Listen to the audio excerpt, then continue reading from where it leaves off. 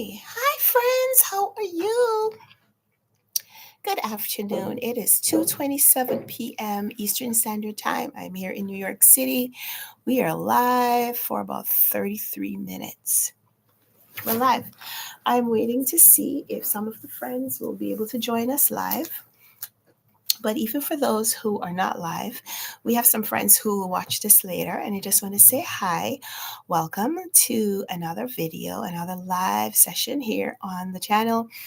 We are here in New York City. It is Monday, December 8th. Welcome. How's Vlogmas going for you? Emmy Katz is in the building virtually. Hi, Emmy Katz. It's so nice to see you. Are you a big celebrator of Christmas? Are you big on Christmas celebrations? How is your Christmas preparations going? Emmy Katz is in Slovakia and it is 8:28 p.m. where she is. Welcome, welcome. I do not have any bookish packages to open, but I did go to the library a couple of times. I went to the library one day last week and I picked up a few books, and I went back to the library today and I got two more books, and I'm going to share them with you because I've been working on my plans for what I'm going to be reading next month. Um, I shared a video a couple of days ago where I talked about a challenge that I'm going to be participating in that starts in January. And so I started getting some of those books together, and I put in some requests at the library, and a couple of other things came in. And then when I went to the library to pick up that haul, I saw a book that I was interested in reading. So I'm just going to share all of those with you. Emmy Katz says she didn't really decorate much, but she did in class. And they brought a Christmas tree and decorated it. I'm so excited. We have not yet put up our main Christmas tree, but we do have, wrong side. We do have a little tree over there, a tiny mini tree over there. And there's another one that I'm looking at right over there. So we have the mini trees up, but we haven't put up the big tree yet because, oh, my Santa hat is moving around. This this reverse camera makes things a little confusing. I'm just never sure which direction things are in. So yeah, I'm excited about Christmas. I think it's still a little early to put up a Christmas tree if you are not using the tree for any reason. If you're buying like a live tree, I was thinking that last week, or like the week before, the week after Thanksgiving, I was thinking that that was too early because I think it's such a long time to have that live tree in your home, and it would probably start to get dried up, start to shed.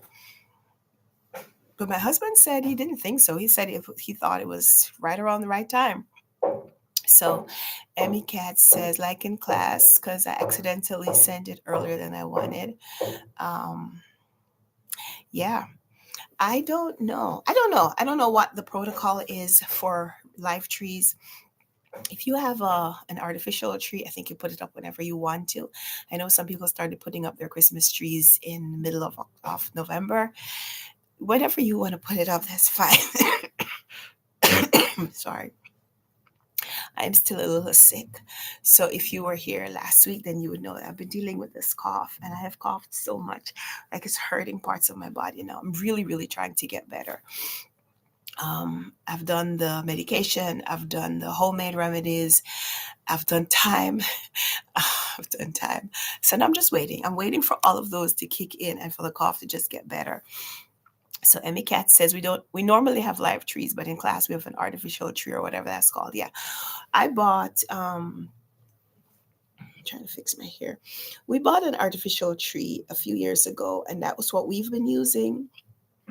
Um we were thinking about getting a live tree, but not this year. Not this year because um we may not be home um, actually at Christmas. And so we thought, since we might not be home for the whole Christmas period, that maybe we wouldn't do the real tree this year, would save it for another year. But whatever you do, however you celebrate, whether you have a tree at home or not, or there's a tree in your community that you go out and enjoy, or if you have a tree indoors or outdoors. I was watching a movie a few nights ago where the tradition that the characters in the movie um, used was that they decorated an outdoor tree because they wanted the trees. I think they said it was like a family tradition from a European country.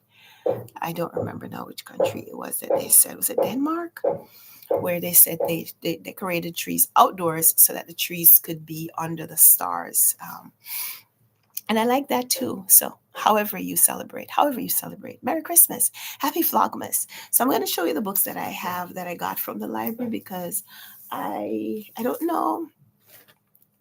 Time seems to pass really fast on these lives. And like I said, I'm only going to be on here for until about 3 o'clock because I have to go get my daughter from school and I have a couple of things that I have to do before I get her. So let me show you the books that I got. So if you watched my video that I posted last week about my TBR for the challenge that I'm going to be doing, like my sneak peek of my into my 2026 TBR, then you would have seen a couple of these books because they're featuring in that challenge. I have read several books from this author and I really, really enjoy her writing. She writes more general fiction, but more with women's interest. So kind of women's fiction, but not what I'd call chick lit. Like her books are pretty serious topics. Um, Jojo Moyes, the first, well, I don't know if it was the first book that I read from her. Was it the first? So she's very popular for this book, Me Before You, which was adapted to a movie. And I talked about that last week. And when that book was when the movie version was coming out, I think is when a lot of her other books got like a lot of interest. And so I think that's when I read Me Before You and read a lot of her other books around that same time because I just like fell in love with her writing. And so I started just like looking for her books. So let's see what other books she has that I can tell you that I've read. Oh, I love that. Here's a list. Here's a list of books by Jojo Moyes. Um, so this is We All Live Here. This is her most recent release. She wrote Someone Else's Shoes, which I think I read. The Giver of Stars, which I did read. That was about the pack horse librarians in Kentucky. She wrote Still Me, which is a sequel to Me Before You. So I'll tell you the Me Before You books. She wrote Me Before You, After You, and Still Me. Those are 3 books that center on the same characters. So I read all of those. I was very happy when she stopped um, that series because as much as I liked the character from Me Before You that continued, I did not want to follow that storyline too much longer. So I read Someone Else's Shoes, The Giver of Stars, Still Me, Me Before You, After You. That's 5. 1+1 I read. The Girl You Left Behind, I really loved. That one was a very different kind of story. It centered on characters in World War II. And I'm sorry, if you're hearing like a lot of loud noise, they're doing construction outside. And that's going to continue probably for a while. So unless I'm going to pause lives until when construction wraps up, we're just gonna have to move on. We're just gonna have to soldier on through it. Me Before You, no, what I was saying, The Girl You Left Behind and The Last Letter from Your Lover, those were more like historical fiction and I love them. The Horse Dancer, I don't think I read. That was a pretty new release like a few years ago. The Horse Dancer and Night Music and The Peacock Emporium, I have not read from her. But I did read Silver Bay and The Ship of Brides. There are a few other books that are not on here. One includes Sheltering Rain, which I remember. I don't think it was one of those that got like republished when when her books got very popular. But yeah, I've read a lot of her books. Like I said, I've read a lot of her novels, and I absolutely love her writing. Um, this book, Silver Bay, was set in Austria. Like her books are all over the world. This book, Silver Bay, was set in Australia or New Zealand. It was somewhere there, and we were reading about people in this community that they lived in this community where whaling had become a very popular activity, and it was about the growth in that popularity and how it would impact people who lived in these communities. And I thought it was just such a really interesting an important subject and being dealt with in the kind of fiction. So, like I said, it's not just like her books, they have romance, they have women's interest, but I think they're more general fiction, maybe even bordering on literary fiction. Um, yeah, I'd say that her books are literary fiction. I don't know if they're marketed as such. I don't know if they get all the attention that they deserve. But yeah, that's Jojo Moyes. I saw her at the bookstore when she was promoting one of her books, and I really, she's just such a delightful author to meet. So that's one of the books that I got recently. I also got Dream Count by Chimamanda Ngozi Adichie, and she's another author that I've read a few things from. Let's see if they are listed here. Yay, they are. So Chimamanda Ngozi Adichie, I think her most popular book to date is Americana. Her most popular novel is Americana because it is it centers on it centers on people of African descent in the United States, but not necessarily people who are African Americans. So she had several characters in that book, and the main character was an African woman who had come to the United States to live, and she was always being um, compared or mistaken for being someone who's an African American. When and you might say, well, if she came from Africa, isn't she African American? And not really, because what we mean when we refer to someone as African American is someone whose ancestors lived here in the decades leading up to now. So whether they were people who came from Africa in the early 1900s, or people who came here in the 17 and 1800s, because they were people who had come here as enslaved people. And their families have continued to occupy this country, and so they have that history. They have that history in them. Those are, that's generally who we refer to as being African Americans. So people who have come from Africa in the last like 20 years or so, even though they are Americans now and are considered to be African Americans, they're not the people that we necessarily refer to when we say African American, right? So I know it's a little confusing, and it might not even, what I'm saying might not even be correct for everyone, but that's who we talk about, that's who we refer to, right? So in this book, Americana, Chimamanda Ngozi Adichie addresses that complication, and she gets the reader to think about their own thoughts, their own maybe biases, their own opinions on these comparisons that people make. And she also compared the life of the immigrant, people who start in the same country but go into different places, and also exploring that question about whether or not you can go back home, and what that means, what that means for different people. And I thought her book was just um, so engrossing, because it's a topic that maybe you never thought about exactly with those nuances, but when you started thinking about it, you couldn't stop. So other things that she has read: Mama's Sleeping Scarf, which is a book for children, which I read with my daughter maybe sometime. We read it at the library. um, Notes on Grief is a short book that she wrote recently, addressing the loss of her family members. I think specifically the loss of her father. Dear Ijuale, or A Feminist Manifesto in 15 Suggestions, is probably one of her most popular books because it is small. I think it started off as an essay addressing feminism and how we want to raise our daughters to think about women and to think about femininity. Um, or am I thinking about We Should All Be Feminists?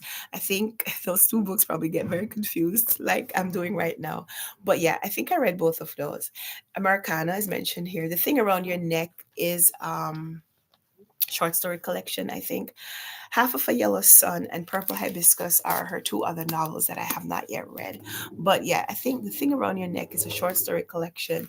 And I remember reading that there is a story in there that I think was the story that maybe became Americana. And so, yeah, she has a new book out and I wanted to read it.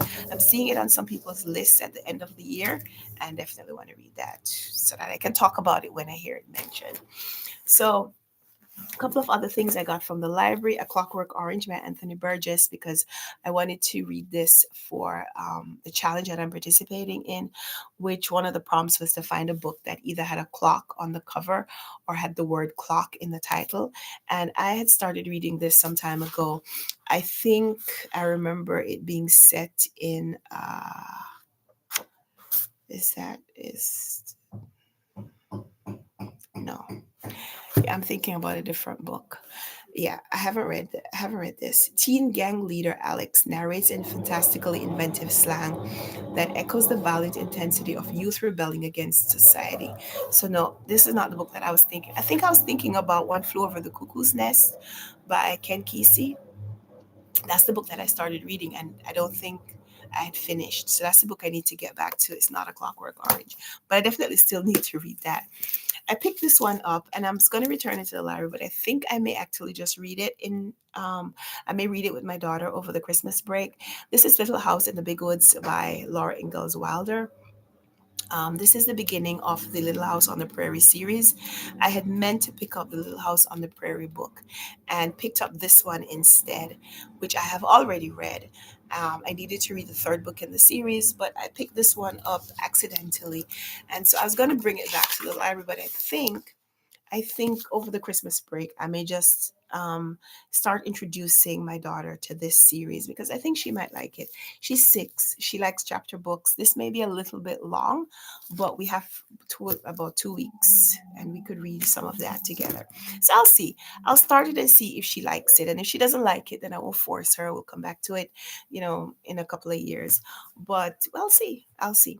Because in her school, her teacher has been her teacher has been reading chapter books to them, and I don't want for us to be behind. At home I would think that we would be ahead, but yeah.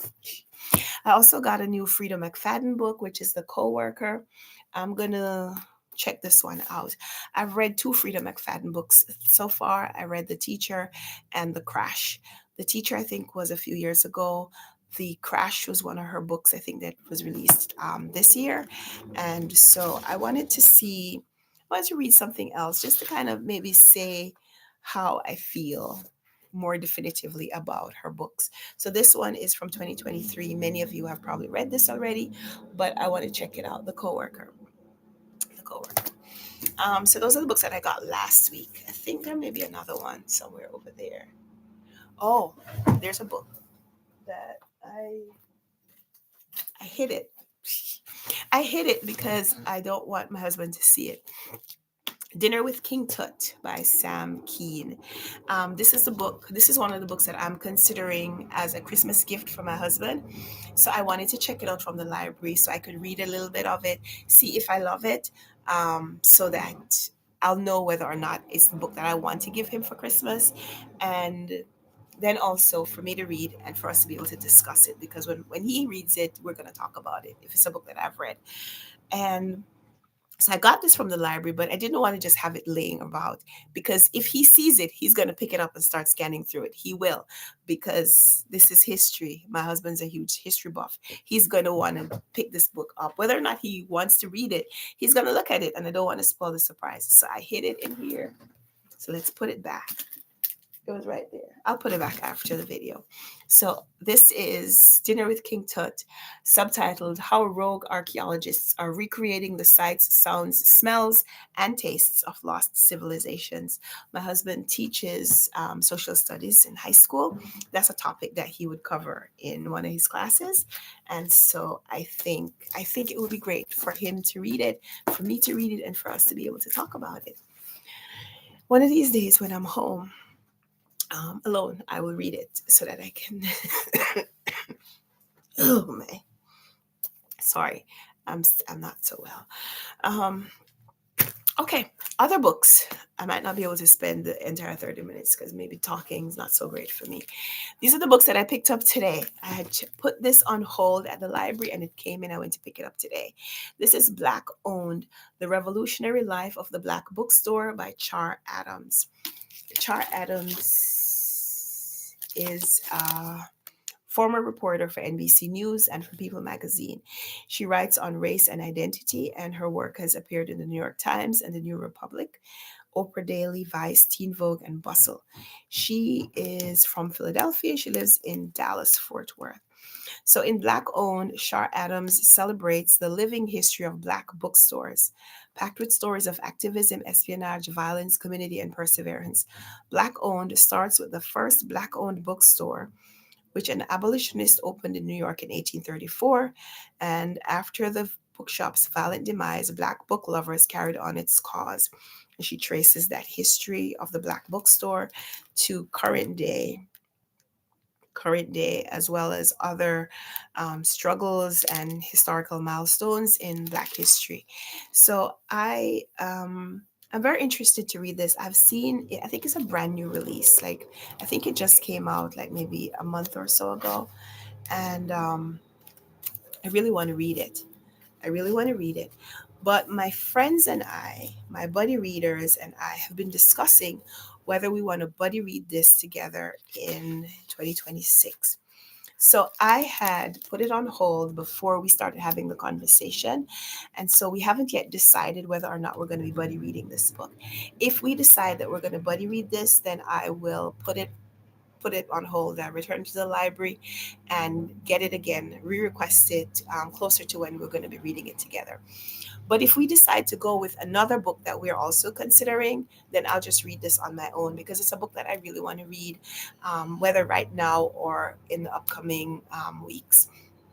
But I'd requested it, it came in. I thought it would be a good idea just to have it, bring it home so I could kind of thumb through it and see if I can maybe make recommendations to my buddy readers. Um, one way or the other. So this is one of the books that I got today. The other book that I picked up because I was there and I was just browsing and I saw it, and it's this one, Close to Home: The Wonders of Nature Just Outside Your Door by Thor Hansen. Thorn Hansen, Thor, not Thor, Thorn. Thor Hansen is a biologist, conservation biologist, it says. So he lives in Washington State. And in this book, he talks about, let's give you a synopsis. It says, we all live on nature's doorstep, but we often overlook it. From backyards to local parks, the natural places we see the most may well be the ones we know the least. In Close to Home, biologist Thor Hansen shows how retraining our eyes reveals hidden wonders just waiting to be discovered. And he talks about some of those hidden wonders in specific locations, like the migrating monarch butterflies in Kansas City, the fierce yellow jackets in the Pacific Northwest, the long gone slightly wild hosting a naturalist's life work in New England, and so on. I really like nature writing. It's a genre that I have only recently gotten into. Sorry, but thanks to the influence of Doris and Heidi,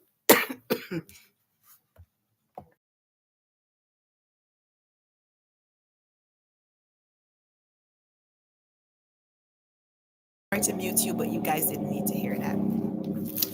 Influenced by Doris from All the Books and Heidi from My Reading Life, who host Book Naturalist Book Club on their channels and who share some fantastic recommendations of books that celebrate nature writing.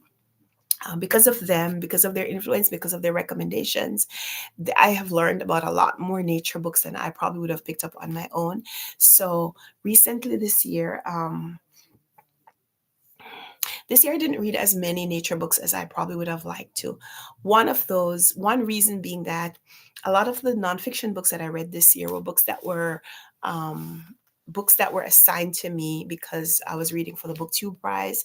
And sometimes when I'm reading for the BookTube Prize, I don't have a lot of time to pick up other books at the same time that aren't part of my assignment.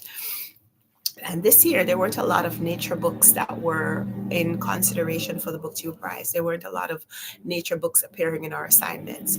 So I'm being intentional. I'd love to get this one in before the end of the year. I'd love to get this one in before the end of the year. And I think it'll be a quick read because it's just a little over 200 pages, like 230 pages plus notes, which I don't always read. 222 pages of text, and the acknowledgement starts on page 223. So it would be nice if I could read some of this or all of this before the end of the year as well. But I don't want to say that outright because I don't want to add to my 10 before the end challenge TBR, because right now I'm doing great with that and I don't want to slow down. I don't want to start distracting myself with a lot of other books. Speaking of the 10 before the end challenge show, I'm doing really well with that, I would say. So far, of the 10 books, I have finished three. I am almost finished with the fourth, and I am currently reading two others. So I'm hoping that by the end of this week, I would have a couple other books finished, be at least halfway through the list, and be able to focus on finishing up the list before the end of the year. That is a challenge that is still part of that intention. So, yeah. The book that I am currently reading is Dominoes by Phoebe McIntosh, and I'll tell you a little bit more about it in my Vlogmas video that's going to be published to the channel later today. So, that's how we're going to wrap up this live. I I could chat for a little longer, but I think maybe I shouldn't. I think maybe I shouldn't. My voice is not my voice is not great, and I am supposed to be resting it a little bit. Whew. As you can see, that's not always going so great. But Emmy Katz says her phone shut down. It had like 0%. I know what that's like. I know what that's like. So, yeah. Thank you so much for being here with me today. I'll be back tomorrow with another video, another live. So later today, what you can expect on the channel, later today, there's going to be a Vlogmas video where I'm going to be talking about a theme in three books that I have read recently. And hopefully it'll be interesting to you. Hopefully the little atmosphere will make it a little bit more palatable because it is an important and slightly controversial topic. So I look forward to you seeing that video. I look forward to that video being scheduled, being published. Look forward to that video being published and for your interaction with it. But aside from that, we'll be back tomorrow, hopefully with another live like this, maybe even a new bookish package to share. I don't know, just never know what's going to happen in these lives. But Vlogmas continues, hoping to have another Vlogmas video available for you every day. We missed a video over the weekend. Just wasn't feeling so great. Just wasn't feeling so great, guys. But yeah. Look forward to continuing with Vlogmas. Even when things get a little stalled, we may miss an appointment. We're just going to keep going on. So thank you so much for being here. I enjoy these times that we spend hanging out, chatting a little bit about the books. In tomorrow's live, I will also share a book list with you because the Goodreads Choice Awards were announced. and they have announced the single book from each category, and I want to discuss that with you. But there's also another book list that I saw that I wanted to share with you as well. So we'll do that tomorrow. Hopefully, the voice will be a little better then. But yeah, I hope you guys have a wonderful rest of the day, rest of the afternoon, rest of the night, wherever you are. Emmy Katz is in another part of the world, and it is later in the day, late in the evening. Late in the evening. Medium time in the evening is not early, it's not quite late. Is it prime time? She's in the prime time period of the evening where she is. So I'm in the early afternoon, 2:56 here in New York City. So wherever you are, if you are in between those times or otherwise, I hope you enjoy 8:56 where Emmy Katz is. Whatever you're doing this evening, enjoy it. I hope you're reading something. If you are, I'd love to hear what it is that you've been reading and how you're finding it.